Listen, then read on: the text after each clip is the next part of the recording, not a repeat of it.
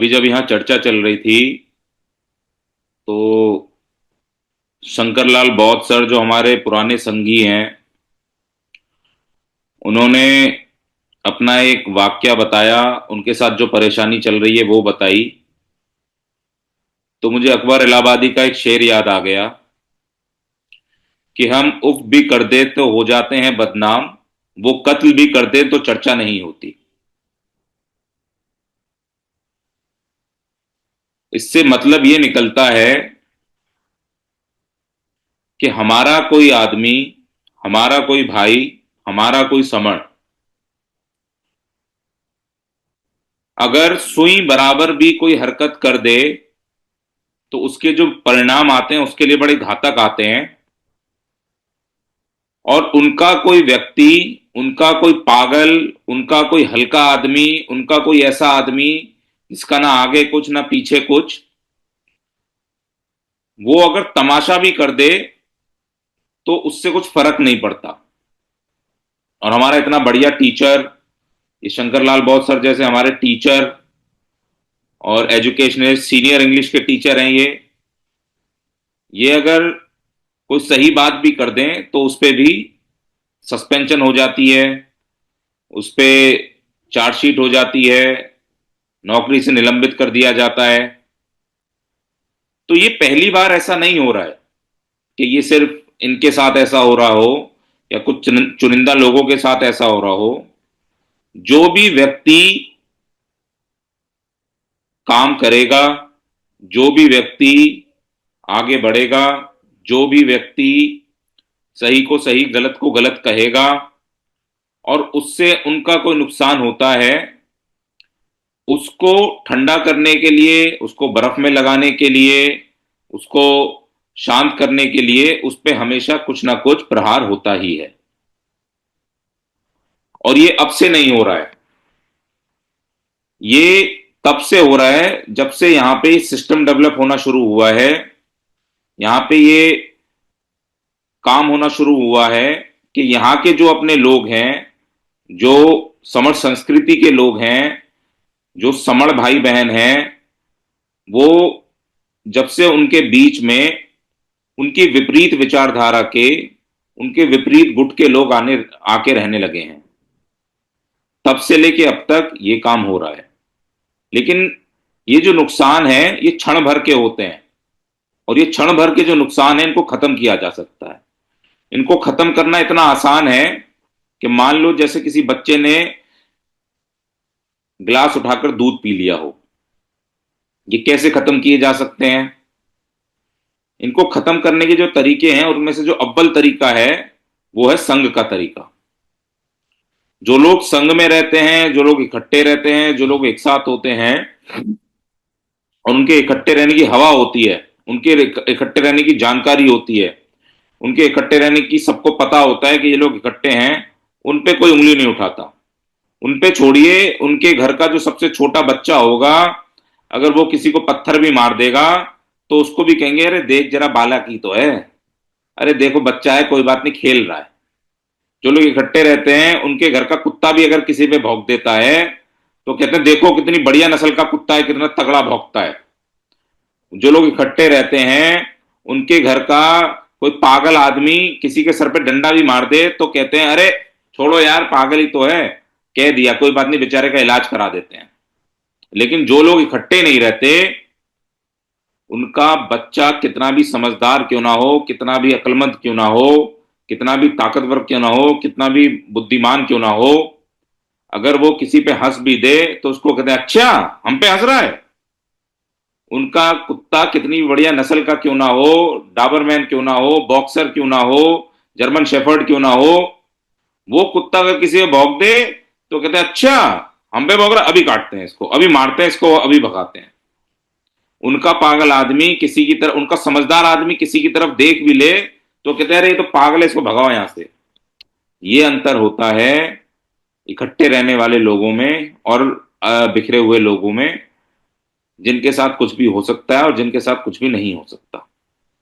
एक गांव के अंदर जहां पर एक कुनबा, एक परिवार इकट्ठा रहता है और उसकी हवा होती है पूरे गांव में, उस गांव के प्रधान का चुनाव उस परिवार के इन्फ्लुएंस के बिना नहीं होता। उस गांव के सरपंच का चुनाव उस परिवार से पूछे बिना नहीं होता। उस गांव में कोई भी अगर उंगली उठाता है तो सबसे पहले सारे गांव वाले इकट्ठे होकर उस परिवार के पास जाते हैं और कहते हैं हमको बचाओ। क्यों जाते हैं? क्यों वहां के चुनाव में वो दखल करता है परिवार? क्यों वहां के सरपंच के चुनाव में उसका इन्फ्लुएंस रहता है? वो इसलिए रहता है क्योंकि वो जो इकट्ठे हुए लोग हैं उनके घर में सबसे ज्यादा वोट हैं। वो जो इकट्ठे हुए लोग हैं उनके घर में उनके इकट्ठे होने की सबसे ज्यादा ताकत है। वो जो इकट्ठे लोग हैं उनका घर जो होता है वो रिसोर्सेज से फुल होता है। वो चाहे ह्यूमन रिसोर्स हो, चाहे इकोनॉमिक रिसोर्स हो, चाहे इंटेलेक्चुअल रिसोर्स हो, वो पूरा का पूरा परिवार बहुत मजबूत रहता है। इसलिए पूरा गांव उस परिवार की शरण में जाता है। इसलिए वहां सरपंच का चुनाव होता है तो उस परिवार से पूछते हैं कि जी बताओ क्या करना है, हवा किस तरफ बह रही है, वोट कहां डालना है, कैसे करना है, दिशा निर्देश दो। तो वो परिवार चाहे चुनाव में भाग ले या ना ले, लेकिन वो जिस तरफ हवा मोड़ देता है पूरे गांव की वोट वहीं चली जाती हैं।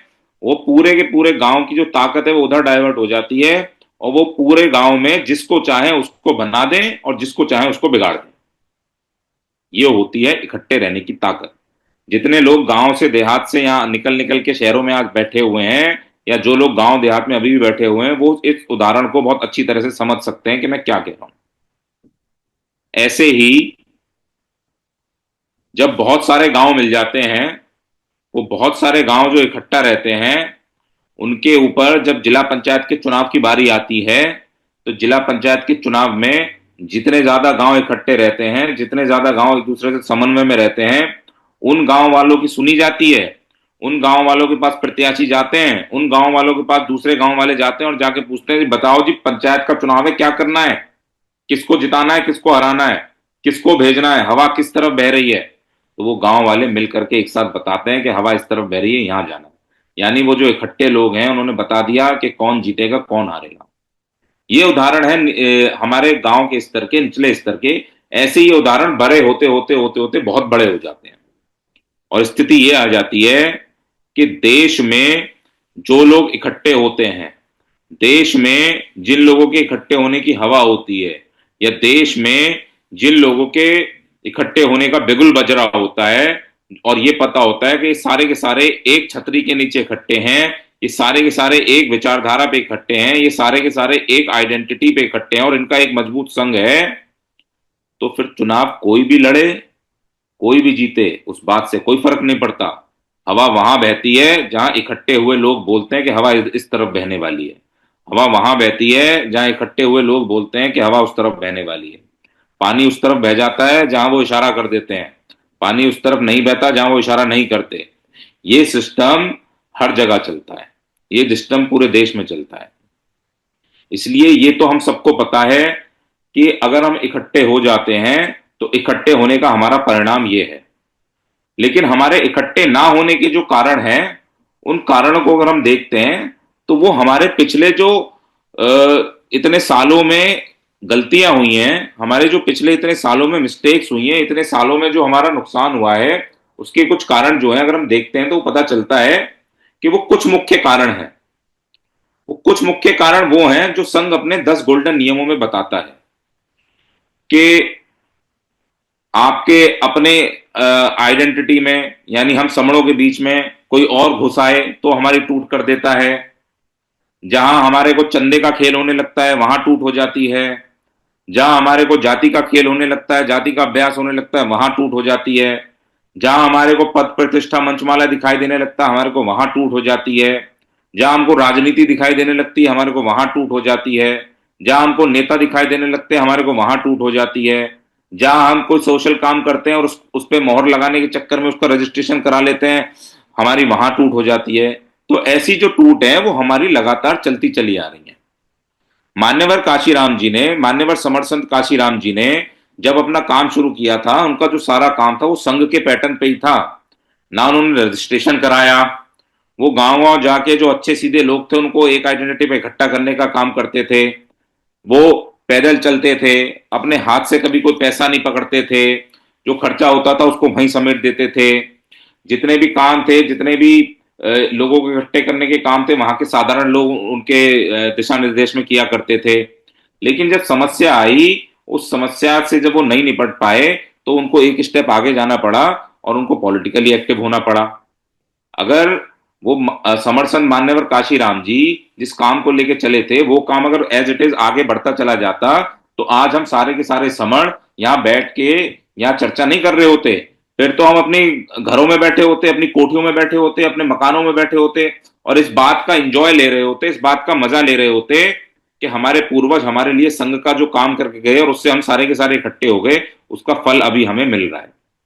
लेकिन उनके जाने के बाद जो हमारे टुकड़े होने शुरू हुए, उनके जाने के बाद जो हम टूटने शुरू हुए और इतने हिस्सों में टूट गए कि हम अब जो 6,743 जातियों को जो जोड़ने का काम था, उसमें 29 लाख, 29.5 लाख संगठन भी ऐड हो गए और वो लाखों जो टुकड़े हो गए, उनको जोड़ते जोड़ते हमारे लोग और ज्यादा टूटने लगे।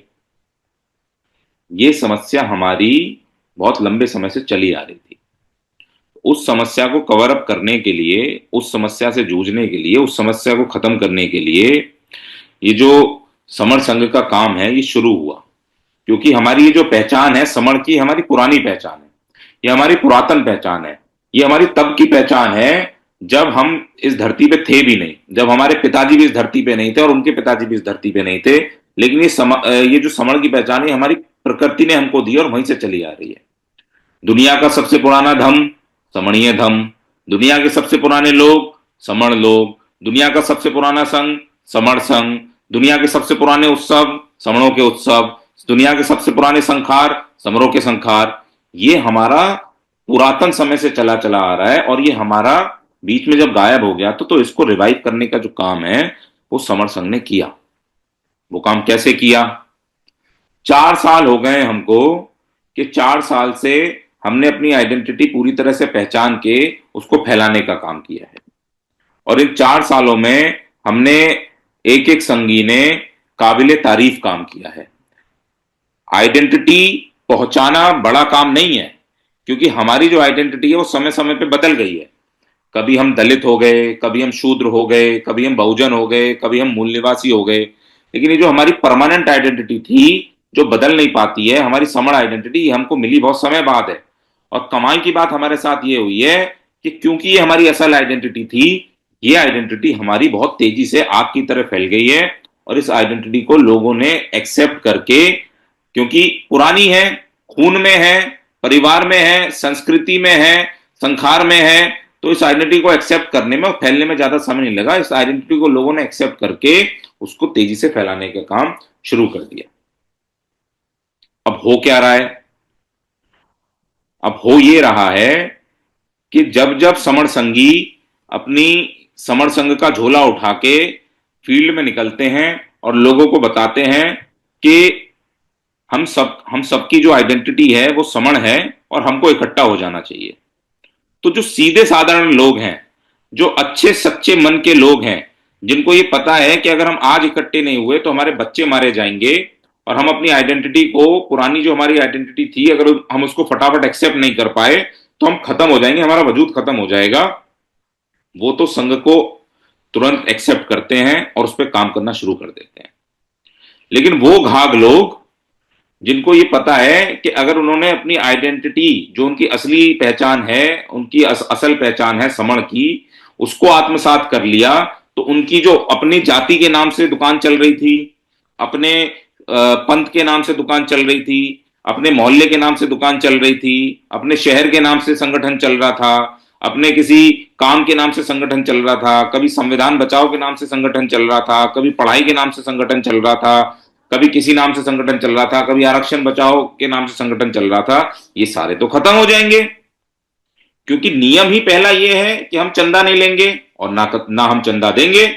भाई जब दुकान ही चंदे से चल रही है, घर मकान ही चंदे से चल रहे हैं, तो वो कैसे खत्म कर दे इस चीज को? और जिसने जाति के नाम पे संगठन बनाया हुआ है वो कैसे खत्म कर दे उस चीज को? और जो मोहर लगा के, स्टैंप लगा के, रजिस्ट्रेशन लगा के अपनी दुकान खोल के बैठा हुआ कि मैं इसका मालिक हूं, वो कैसे खत्म कर दे उसको? जो कह रहा है कि नहीं मैं मंच पे जाऊंगा तो मुझे माला पहनाओ, मैं सड़क पे निकलूंगा तो माला पहन के निकलूंगा, वो कैसे खत्म कर दे अपने आप को? संघ ये कहता है कि आप अपने आप को खत्म कीजिए, संघ में आइए, और संघ आपको इतना बड़ा खुला आसमान देता है कि आप जितना उड़ना चाहें उड़ सकते हैं, लेकिन उस उड़ने के लिए एक आइडेंटिटी पे तो आइए। लेकिन उस आइडेंटिटी पे आने के लिए तो खुद को खत्म करना पड़ेगा, तो वो खत्म करने को तैयार नहीं होते हैं। लेकिन उनसे अब कुछ फर्क नहीं पड़ता, ऐसे लोगों से अब कुछ फर्क नहीं पड़ता जो अपनी ही दुकान चमकाने के लिए, अपना ही मकान चमकाने के लिए, अपने ही काम करने के लिए अपने अपने संगठन खोल के बैठे हैं। क्योंकि यहां जो साधारण लोग हैं, यहाँ जो अच्छे लोग हैं, जो सच्चे लोग हैं, जिन्होंने अपना जीवन खपा दिया, जो अभी जवानी में ये सीख रहे हैं कि समाज में हमारा नुकसान हुआ कैसे, जो पकी हुई उम्र के हैं, इन्होंने आधा जीवन देख लिया और वो समझ चुके हैं कि हमारा नुकसान जो हुआ उसकी रिकवरी कैसे होगी, जो अभी नवजात हैं, जो घर की महिलाएं हैं, जो सच्चे लोग हैं, वो इस चीज को बहुत अच्छे से जानते हैं कि भाई हमारा भला तो तभी होगा जब हम अपनी आइडेंटिटी पे सारे के सारे इकट्ठे हो जाएंगे। तो वो काम हमारा लंबे समय से चल रहा है, उस काम में हमारी कोई समस्या नहीं आ रही है। पिछले 4 साल में हमारे जितने भी काम हुए हैं, वो एक एक संगी ने 100-100 के बराबर काम किए हैं। एक एक संगी 100-100 पे भारी रहा है। एक एक संगी ने इतनी मेहनत करी है कि हमारी यूनिटें खड़ी होनी शुरू हो गई हैं, हमारे सन्निपात बाहुल लगने शुरू हो गए हैं, हमारी शाखा संगति लगनी शुरू हो गई हैं, हमारी मीटिंगें लगनी शुरू हो गई हैं। 150 से ऊपर तो बड़ी मीटिंगें लगाई हैं हमने पिछले 4 साल में। 150 से ऊपर बड़ी मीटिंगों का मतलब ये होता है कि 200 प्लस लोग हैं उन 150 मीटिंग्स में, और एक एक जिले में 100-100 मीटिंग लगी हैं। जैसे बरेली के अंदर हमारी 100 के आसपास मीटिंग लगी हैं, जो छोटी छोटी मीटिंग है जिसमें 10 लोग हैं, 20 लोग हैं, 15 लोग हैं, 50 लोग हैं, 100 लोग हैं। हमारे हिसार के अंदर पिछले इतने समय से 150 से ऊपर, 200 से ऊपर मेरे ख्याल से मीटिंगें कूद चुकी हैं, जो हर हफ्ते सन्निपात बाहुल कर रहे हैं। हमारी गुजरात के अंदर जो यूनिट काम कर रही है वो लाजवाब काम कर रही है, वहां लगातार वो सन्निपात बाहुल कर रहे हैं, वो 100 से ऊपर मीटिंगें पार कर चुके हैं। हरियाणा के अंदर हमारी बेहिसाब मीटिंगें पार हो चुकी हैं। हमारी उत्तर प्रदेश के अंदर छोटी छोटी मीटिंग बहुत सारी लग चुकी हैं। यहाँ हम जो पोर्टल पे बैठते हैं, ये 1200 के लगभग मीटिंग हो गई। आज आज आज 1200 से पार मीटिंग हो गई है। इतनी मीटिंग हमने करी है, और इन मीटिंगों का जो रिजल्ट आता है वो कमाल का आता है। जब इतनी बार हम मिल रहे हैं, हफ्ते में 100-100 बार मिल रहे हैं, हफ्ते में 50-50 बार मिल रहे हैं, हफ्ते में देश में 100-100 जगहों पे मिल रहे हैं हम। कई कई बार तो हमारा संडे ऐसा जाता है कि एक एक संडे में 500-500 लोगों की 3-3 जगह पे मीटिंग लगी हुई है, और लोगों को पता ही नहीं है कि आज हम कानपुर में बैठे हैं तो 500 लोग हमारे बरेली में भी बैठे हुए हैं।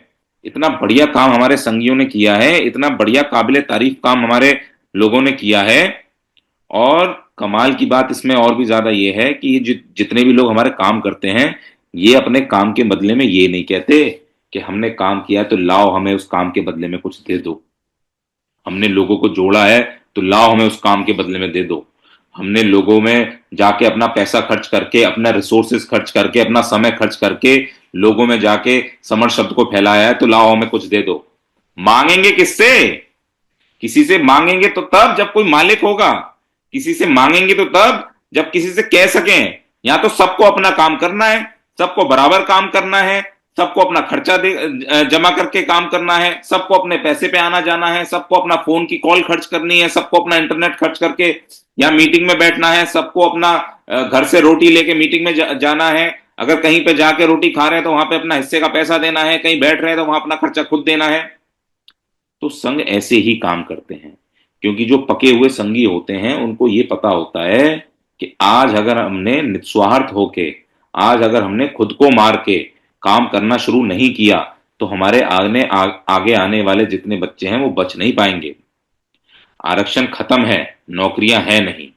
बिजनेस करने जाओगे तो इतनी सारी दिक्कतें हैं। जो लोग यहाँ व्यापार करते हैं वो जानते हैं कि आइडेंटिटी देख के बिजनेस में जान के नुकसान पहुंचाया जाता है। खेती करने जाओगे तो जमीनें नहीं है, बाहर विदेश में जाओगे तो वहां पे भी कुछ नहीं है। करोड़ों रुपए ले लेते हैं एजुकेशन के नाम पे, एजुकेशन के नाम पे मिलता कुछ नहीं है। लाखों रुपए की रिश्वतें दे देते हैं डोनेशन के नाम पे, लेकिन नौकरी तब भी नहीं है। तो इसलिए उन सारे सीधे साधे अच्छे संगियों को ये पता है कि हमारा ये जो काम है ये निस्वार्थ भाव से करने का है। जितने हमारे यहाँ सीनियर सिटीजन हैं, बहुत सारे सीनियर सिटीजन ऐसे हैं जिनको अपने 60 की उम्र में जाके ये समझ आया कि हमने अपनी पूरी पूरी जिंदगी जहां बिता दी, अलग अलग संगठनों में बिता दी, अलग अलग जगहों पे बिता दी, अलग अलग काम करने में बिता दी, नौकरी में बिता दी, बच्चों का भविष्य बनाने में बिता दी। अब समय आ गया है कि हम अपने आप को पूरी तरह संघ में न्यौछावर कर दें। अब समय आ गया है कि अपनी बची हुई जिंदगी हम पूरी की पूरी संघ में दे दें। अब समय आ गया है कि हम अपना जो समर्पण है, अपना हमारा जो समर्पण है वो संघ के प्रति कर दें, ताकि हमारे जो जो काम हम आज करेंगे, उस काम का जो रिजल्ट है या उस काम का जो इकट्ठा हुआ काम है वो हमारे बच्चों को हम जाने से पहले ट्रांसफर करके जाएं, और हमारे बच्चे इस काम को आगे बढ़ाएं, ताकि उनके जो बच्चे हैं वो इस धरती पर रह पाएं, इस देश में रह पाएं, और इस मजबूती से रह पाएं, अपने अधिकार पाके रह पाएं, अपने रिसोर्सेज लेके रह पाएं। ऐसे बहुत सारे यहाँ पे संगी हैं, ऐसे बहुत सारे यहाँ पे संगी हैं जो इस मीटिंग को, ये जो मीटिंग यहाँ पे चलती है हमारी 8 बजे से रोज, इस मीटिंग को बेनागा चलाने में अपना जीवन दे रहे हैं। भाई 1200 दिन से जो संगी यहाँ पे लगातार बैठा है, आप सोचिए कि उसमें क्या डेडिकेशन होगी, उसमें क्या कमिटमेंट होगी कि 1200 दिन हो गए और वो यहाँ पे बैठा हुआ है, रोज बैठ रहा है वो संगी, रोज बैठ रहा है वो समण यहाँ पे, ताकि ये मीटिंग चल सके। 1346 मीटिंग हो गई है, करेक्ट कर दिया परिहार सर ने, 1346, 1350 मीटिंग हो गई है। वो संगी रोज बैठा है यहाँ पे 1350 दिन से कि ये मीटिंग चल सके। तो उस संगी का क्या जुनून होगा जो देश के दूसरे कोने में बैठा हुआ और इंतजार करता है कि कहीं कोई बड़ी संगति लगे तो मैं अपना झोला उठाऊं और उस संगति में जाके भाग ले लूं, क्योंकि वहां मुझे मेरे समण मिलेंगे, मैं उनसे मिलकर अपने दुख सुख की बातें कर सकूं। तो उस संगी का क्या जुनून होगा जो हर संडे को सुबह बैठ के यहाँ पे मीटिंग लगाता है और जो पूरे देश के बच्चे उनको इकट्ठा करके उनको पढ़ाने का काम करता है, उनको बताता है कि कैसे कैसे आपको आगे अपना जीवन में तय करना है रास्ता, कैसे आपको अपना फ्यूचर प्रोफेशनली डिसाइड करना है, एजुकेशनली डिसाइड करना है। अभी यहाँ पे एक सर है, उन्होंने अपना एग्जाम्पल दिया, उन्होंने बताया कि कैसे जो राजेश कामले सर है उनकी उन्होंने गाइडेंस दी तो उनका बच्चा जापान पहुंच गया। तो क्या जुनून होगा उस संगी का जो हर संडे बैठ के सन्निपात बाहुल करता है, जो उस शहर में है या नहीं है लेकिन मीटिंग जरूर लग रही है। तो क्या जुनून होगा उस संगी का जो संघ के लिए इतना न्यौछावर हो गया कि संघति समिति ने उसको संत की उपाधि दे दी, और वो संत बनने के बाद जगह जगह घूम के संतों की तरह, फकीरों की तरह संघ का प्रचार कर रहा है और लोगों को बता रहा है कि भाई तुम समण हो और तुम्हें सबको इकट्ठा होना है। तो क्या जुनून होगा उस संगी का जब कहीं पे किसी गांव में मीटिंग लगती है और वहां पे वो संगी अपने घर से रोटियां बनवा के लाता है चूल्हे से और कहता है भाई आप यहाँ गांव में आए हो तो आगे किस गांव में जाओगे पता नहीं, तो खा लो। तो क्या जुनून होगा उन संगियों का जो दिल्ली में बैठे हैं लेकिन कर्नाटका में मीटिंग लग रही है तो अपना काम छोड़ के कर्नाटका जा रहे हैं, वहां पे जाके उन संगियों का मनोबल बढ़ा रहे हैं। तो आप सोचिए क्या जुनून होगा उन संगियों का जो अपने अपने घरों में बैठ के सुबह से फोन उठाते हैं और रात तक फोन लगाते हैं कि हम समण हैं, हमको इकट्ठे हो जाना चाहिए। अरे बहन हम समण हैं, हमें इकट्ठा हो जाना चाहिए। अरे भाई हम समण हैं, हमें इकट्ठा हो जाना चाहिए। तो क्या जुनून होगा उन समण बहनों का जो समण बहनें नौकरियां भी कर रही हैं, अपना घर भी संभाल रही हैं और वक्त निकाल के अपने बच्चों को देखने के बाद संघ का काम भी कर रही हैं। तो क्या जुनून होगा उन महिलाओं का जो आज तक अपने घर में बैठी हुई थी और संघ आने के बाद उनको इतनी ताकत मिली है कि वो अपनी पूरी ताकत लगा के संघ का प्रचार प्रसार कर रही हैं। जिन महिलाओं को अपना इंट्रोडक्शन देने में कभी यहाँ पोर्टल पे शर्म आया करती थी, आज वो 2-2 हजार लोगों की मीटिंगों में बैठ के वहां कॉन्सेप्ट समझाने का काम कर रही हैं। तो जरा सोचिए कितनी ताकत आती होगी ये सोच के उस बच्चे को कि मेरे पिताजी, मेरी माताजी, मेरे दादाजी, मेरे चाचा जी, मेरी बुआ जी, मेरे फूफा जी, मेरा पूरा का पूरा परिवार लगा पड़ा है संघ की सेवा में। तो क्या कॉन्फिडेंस आता होगा उस बच्चे को कि जब मेरा पूरा परिवार संघी बन चुका है, मेरा पूरा परिवार संघ की सेवा में लगा हुआ है, मेरा पूरा खानदान संघ की सेवा में लगा हुआ है, तो अब मुझे सेटिस्फेक्शन है कि मेरा जो भविष्य है उसके लिए मेरे बड़े बूढ़े मरने से पहले कुछ करके जाएंगे। ये कॉन्फिडेंस आता है बच्चों में जब हम अपने घर में ये बात करते हैं। ये कॉन्फिडेंस आता है जब हम डिनर टेबल पे सारे के सारे अपने अपने घरों में मोबाइल खोल के इस मीटिंग को लगा के बैठते हैं, तो उन बच्चों को ये पता चलता है कि हाँ हमारा कोई ना कोई इतिहास है, हमारी कोई ना कोई संस्कृति है, हमारी कोई संस्कृति है, हमारी कोई आइडेंटिटी है जिसपे हम सारे के सारे इकट्ठे होते हैं। जब बच्चा कॉलेज जाता है तो माँ बाप को यह डर रहता है कि जब कॉलेज जाएगा तो कोई इसकी जाति ना पूछ ले। जब ये बच्चा कॉलेज जाएगा तो इससे ये पूछ ना ले तेरी बिरादरी क्या है। जब ये कॉलेज जाएगा और अपनी बिरादरी बताएगा, या इसके एडमिशन फॉर्म में ये देखा जाएगा ये शेड्यूल कास्ट है, शेड्यूल ट्राइब है, ओबीसी है, रिजर्वेशन से आया है, तो इसके साथ डिस्क्रिमिनेशन होगा। तो क्या ताकत आती होगी उस बच्चे को जब माँ बाप ये बताते होंगे कि बेटा तू डर मत, तू घबरा मत, तेरी जो आइडेंटिटी है वो समण है, तेरी जो आइडेंटिटी है वो बहुत पुरानी है। जब ये बाकी लोग इस धरती पे आए भी नहीं थे, जब ये बाकी लोग इस महाभारत के नक्शे के बाहर थे, तब से तेरे दादा परदादा उनके परदादा इस धरती के मालिक रहे हैं। वो यहां हैं, यहां थे, उनका कल्चर है, उनके त्योहार हैं, उनके उत्सव हैं, वो सारे के सारे उत्सव तेरे अपने हैं। तू सीना ठोक के जा और सबको बता तू जो भी है मैं समण हूं, और मैं समण हूं और अपने जैसे जितने समण हैं उनके साथ रहे और सुरक्षित रहेगा। जब ये कॉन्सेप्ट घर वाले अपने बच्चों को बता के भेजते हैं तो आप सोच के देखिए कि क्या तो उस बच्चे में जान आती होगी, और क्या तो उस बच्चे में ताकत आती होगी, और क्या तो उस बच्चे में कॉन्फिडेंस आता होगा कि जब वो अपने नए कॉलेज में स्कूल में जा रहा होगा। ये जो कॉन्फिडेंस है, ये जो ताकत है, ये जो उत्साह है बच्चों का, ये जो कमिटमेंट है बुजुर्गों की, ये जो लड़ाई लड़ने की ताकत है जवानों की, ये जो हमारे आधी आधी उम्र अपने लोग पार कर चुके हैं, इन्होंने जो सबक सीखा है, जो सीख आई है, उसके बाद इनके काम करने के तरीके में जो बदलाव आया है और पूरा जीवन कमिट कर दिया है, तो आप सोच के देखिए कि कुछ तो होगा संघ में, कुछ तो होगा समणों में, कुछ तो होगा हमारी पहचान में, कि लोग अपने आप को, अपना जो जीवन है उसको 180 डिग्री बदल चुके हैं। अपना जो सोचने का तरीका है उसको 180 डिग्री बदल चुके हैं। अपना जो काम करने का तरीका उसको 180 डिग्री बदल चुके हैं। कुछ तो होगा अगर ये बदल चुके हैं, तो वही जो कुछ है वही हमारी पहचान है, वही हमारी संस्कृति है, वही हमारी संस्कृति है, उसी पे हमको चलना है। पिछले इतने सालों में जब से संघ का काम शुरू हुआ है, संघ का पुनः प्रवर्तन हुआ है, पिछले इतने सालों में उस पुनः प्रवर्तन के बाद जिन जिन संघियों ने यहां पे अपना जीवन दे दिया है, संघ का काम कर रहे हैं, जो भी छोटा से छोटा काम कर रहे हैं, या उनको लगता है जो भी बड़े से बड़ा काम कर रहे हैं, अब समय आ गया है कि उन सारे संघियों को, उन सारे काम करने वाले लोगों को, उन सब के कामों को, जितना भी उन्होंने मेहनत की है, उस सारी की सारी मेहनत को अप्रिशिएट करने का, रिकॉग्नाइज करने का, और उसके लिए तालियां बजवाने का समय आ गया है। एक समिति जो आप मेरे पीछे लिखा हुआ देख रहे हैं, समर संस्कार उत्सव करने जा रही है। यह समर संस्कार समिति है। समर संस्कार समिति ने अपने आप को संघ के अधीन कर दिया है। समर संस्कार समिति जो काम करेगी वो संघ के अधीन रह के करेगी। समर संस्कार समिति जैसे भी काम करेगी वो समर संस्कार समिति संघ के अंडर रह के काम करेगी, संघ के दिशा निर्देशों पे काम करेगी और संघ की आइडियोलॉजी पे काम करेगी। ये तय है। हाउस ने समर संस्कार समिति को अप्रिशिएट किया है, हाउस ने समर संस्कार समिति को माना है और उसको एक्सेप्ट किया है।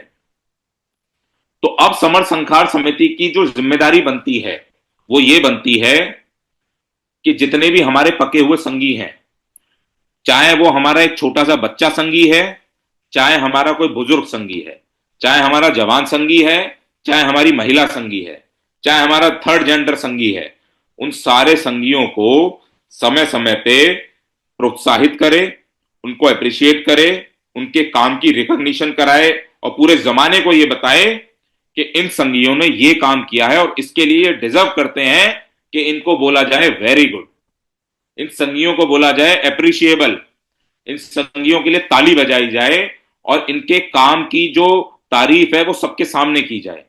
संघ के अंदर या संघ से जुड़ी हुई किसी भी यूनिट के अंदर किसी भी व्यक्ति को प्रधान नहीं माना जाता, किसी भी व्यक्ति के लिए तालियां नहीं बजती, किसी भी व्यक्ति के लिए वाहवाह नहीं होती, लेकिन उस व्यक्ति के द्वारा किए गए काम के लिए सारे संघी सर झुका के खड़े हो सकते हैं। उस व्यक्ति के द्वारा लगाई गई जान के लिए इतनी तालियां पटका सकते हैं कि हमारे हाथों में सूजन आ जाए। उस व्यक्ति के द्वारा अपने दी हुई कमिटमेंट के लिए इतना अप्रिशिएशन कर सकते हैं कि अप्रिशिएट बोलते बोलते मुंह दुख जाए हमारा। लेकिन वो जितना भी अप्रिसिएशन होगी, जितनी भी तालियां पटकाई जाएंगी, वो तालियां पटकाई जाएंगी उनके काम के ऊपर। जितने भी वाहवाही होगी वो होगी उनके काम के ऊपर। तो इसलिए समर संखार समिति ने 9 फरवरी को दिल्ली के अंदर एक वर्ल्ड क्लास ऑडिटोरियम की बुकिंग करी है। उस वर्ल्ड क्लास ऑडिटोरियम का नाम है सिविक सेंटर का ऑडिटोरियम। उसमें हमारी 1000 संगियों की एक संगति हम करने जा रहे हैं। 1000 समणों की संगति वो होने वाली है। और उस संगति में हम उन सारे संगियों को, जिन्होंने आज तक संघ को धीरे धीरे करके इस मुकाम तक पहुंचाया है कि लोग अपनी आइडेंटिटी समण कहने में बिल्कुल गौरवान्वित महसूस करते हैं, उन सारे संगियों को बोला जाएगा, वेरी गुड, आपकी वजह से, आपके काम की वजह से संघ यहां तक पहुंचा है। वेरी गुड ब्रजमोहन सर, आपने घर घर जाके संघियों को समण बताया है। Very good Jayesh Kalyani sir, आपने गुजरात के अंदर यूनिट चलाई है, वहां पे आप काम कर रहे हैं। वेरी गुड योगेंद्र सर, आप पूरे दिन पोर्टल पे बैठते हैं और ध्यान रखते हैं कौन आ रहा है, कौन जा रहा है, कैसे हमारे संघ का काम आगे बढ़ेगा। वेरी गुड परिहार सर, आपने इतने समय से ये पोर्टल की मीटिंग संभाल रखी है, जिसकी वजह से हमारा जो समण शब्द है वो दिन रात आगे चलता है। तो हम बोलेंगे वेरी गुड मोतीलाल मंजुल सर, आप राजस्थान के कोटा के शहर के पास रहते हैं और वहां पे आप गांव में काम करके समर शब्द को पहुंचा रहे हैं। तो हम बोलेंगे वेरी गुड पवन मूल निवासी सर, आप अपनी नौकरी में इतना बिजी होने के बाद भी काम कर रहे हैं और उस काम को घर घर तक पहुंचा रहे हैं। आप एक संगठन में काम किया करते थे, आपने पूरा जीवन वहां दिया, उसके बाद भी आपने उसको छोड़ के समण आइडेंटिटी को अपना के उसको आगे बढ़ाया। तो हम बोलेंगे वेरी गुड ब्योमकेश सर, आपने बंगाल जैसी जगह में समर शब्द की स्टेब्लिशमेंट की और वहां पे दिलीप मंडल जैसे सर को और सुधीर जैसे सर को हमको लाके दिया, तो बंगाल में हमारा काम शुरू हुआ। तो हम बोलेंगे वेरी गुड राजेश कामले सर, आपने इतने बिजी शेड्यूल होने के बाद भी जगह जगह जाके समर संघ की संगति लगाई और समणों के नाम को फैलाया। तो हम बोलेंगे वेरी गुड अनीता राज बहन जी, आपने एक साधारण महिला होने के बाद भी घर घर जाके काम किया, आपको कुछ आता नहीं था, उसके बाद भी आपने आगे बढ़ के इतना काम किया और आज आप इतना बोलना सीख गई हैं कि आप लोगों को संग समझा देती हैं। तो हम बोलेंगे वेरी गुड अपने ये विनय वर्मा सर, कि आप लगातार मीटिंगों में जुड़े रहते हैं, कोई भी मीटिंग आप मिस नहीं करते। तो हम बोलेंगे वेरी गुड कटके सर, आपने महाराष्ट्र के अंदर संघ का काम बहुत आगे बुलाया। ये जो हमारी फहरिस्त है, ये जो हमारी लिस्ट है वेरी गुड बोलने की, ये बहुत लंबी है। ये इतनी लंबी लिस्ट है कि ये खत्म नहीं हो सकती। लेकिन इस लिस्ट में जितने लोगों को हम उस लिमिटेड ऑडिटोरियम में बैठा सकते हैं, 927 की सीट में जितने लोगों को बैठा सकते हैं, उतने लोगों को हम वहां पे बिठाएंगे और सारे के सारे जितने हमारे लोग हैं उनके काम के लिए तालियां बजवाएंगे, उनके काम के लिए वाहवाही करवाएंगे, उनके काम को सैल्यूट करवाएंगे, उनके काम को दुनिया को बताएंगे कि इन संघियों ने ये काम किया, इसलिए इनको बोला जा रहा है वेरी वेरी गुड। तो 9 फरवरी का जो हमारा संखार समिति का कार्यक्रम है, समर संखार उत्सव है, उसमें हम सब ने अपना पार्टिसिपेशन करना है, किसी ने छोड़ना नहीं है। अगर आपको यह लगता है कि मेरा तो कोई योगदान नहीं है, मैं तो कभी कभी मीटिंग में आ जाता हूं, बस उतना ही योगदान है, तो आप गलत हैं। आप पूरी तरह से गलत हैं, क्योंकि आपके मीटिंग में आने से हवा का खेल बनता है। जो शुरू शुरू में मैंने बताया, हवा उस तरफ चलती है जिस तरफ संगी कह देते हैं। आपके मीटिंग में आने से ये बात होती है कि हाँ इतने लोग वहां मीटिंग में हैं, और आप जब वहां से कुछ सीख के जाते हैं, कुछ सुन के जाते हैं, तो आप 4 जगह जाके वहां पे बताते हैं। जितने भी हमारे लोग वहां पे पहली बार आने वाले हैं, जिन लोगों को आप अपने साथ लेके आने वाले हैं, जिन अपने परिवार वालों को, अपने बच्चों को, अपने रिश्तेदारों को वहां लेकर आने वाले हैं, उन लोगों को भी हम बोलेंगे वेरी गुड, आप यहाँ अपने किसी परिवार वाले के उत्सव में, उसके संखार उत्सव में आप यहाँ पे आए हैं और आपने यहाँ पे आके कोई वैल्यू एडिशन किया है, तो आप वहां के बहुत बढ़िया समर पार्टिसिपेंट हैं। ऐसे करके हम उनका उत्साहवर्धन करेंगे, ताकि हमारा जो काम है उस काम की रिकॉग्निशन हो और उस काम की रिकॉग्निशन के आधार पे हमारा जो काम है उसको और आगे बढ़ाया जा सके। इसलिए जल्दी से जल्दी 9 फरवरी का जो हमारा कार्यक्रम है उसमें अपना रजिस्ट्रेशन करा दें। नियम सारे वही हैं जो संघ के हैं, कोई नियम बदला नहीं है। अपना खर्चा खुद देंगे, अपने खर्चे पे आएंगे, अपने खर्चे पे जाएंगे, जो हमारा शेयर है हम उसको देखेंगे और उसको देंगे और डंके की चोट पे कहेंगे मैं समण हूं, मैंने अपना खर्चा दिया है, मैं यहां बैठा हूं, मेरा ये काम है और मेरे काम के आधार पे मुझे बोला गया है, वेरी गुड, मैंने इतना अच्छा काम किया है। अगर मेरे वक्तव्य में कोई त्रुटि हुई हो तो संघ मुझे क्षमा करे, संघ मुझे क्षमा करे, संघ मुझे क्षमा करे। संघं नमामि, संघे सलाम, संघ को नमस्कार।